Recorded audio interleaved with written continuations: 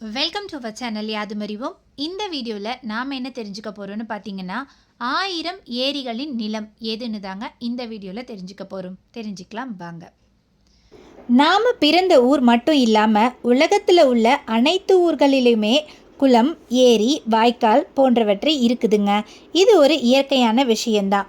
இப்படிப்பட்ட சூழ்நிலையில் தான் நாம் வாழ்ந்து வந்துட்டுருக்கோம். ஆனால் இதுக்கு மாறாகவும் ஆச்சரியப்படுத்தும் வகையிலையும் ஏரிகள் நிறைந்த நாடு ஒன்று இருக்காங்க. இது நமக்கு கேட்குறதுக்கு கொஞ்சம் புதுசாக தான் இருக்கும். ஏன்னா நம்ம ஒரு ஊரில் 1 இல்லை 2 ஏரிகளை மட்டுமே பார்த்துருப்போம். அதுவும் இப்போல்லாம் ரொம்ப அரிதான ஒன்றாக இருக்குது.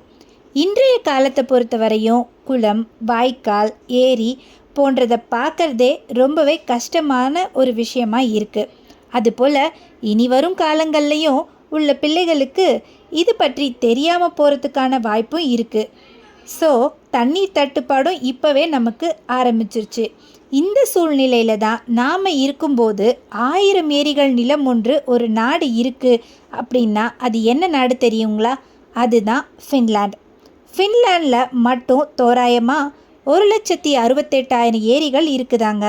அது மட்டும் இல்லாமல் ஃபின்லாந்தில் 1,79,000 தீவுகளுக்கு மேலே இருக்குதுன்னு சொல்கிறாங்க. ஃபின்லாந்து இதில் மட்டும் சிறப்பு வாய்ந்தது இல்லைங்க. இந்த நாடு உலகத்திலேயே மகிழ்ச்சியான நாடுகளோட பட்டியலில் முதல் நாடாக விளங்குது. ஸோ இத்தகைய நாட்டுடைய கல்வி முறை என்பது வேறு நாடுகளில் உள்ள குழந்தைகள் மற்றும் மனிதர்களை மிகவும் வியக்க வைக்குதுன்னே சொல்லலாம். ஏன்னா இந்த நாட்டில் உள்ள குழந்தைகள் அனைவரையுமே 7 வயதிலிருந்து தான் பள்ளிக்கே செல்ல ஆரம்பிக்கிறாங்க. ஸோ எவ்வளோ ஒரு ஹாப்பியஸ்ட் கண்ட்ரின்னு இதை வச்சே தெரிஞ்சுக்கலான்னு நினைக்கிறேன். ஓகே, ஸோ இந்த வீடியோ உங்களுக்கு ரொம்பவே யூஸ்ஃபுல்லாக இருக்கும்னு நினைக்கிறேன். Please subscribe the channel and share with your friends and family. Thank you.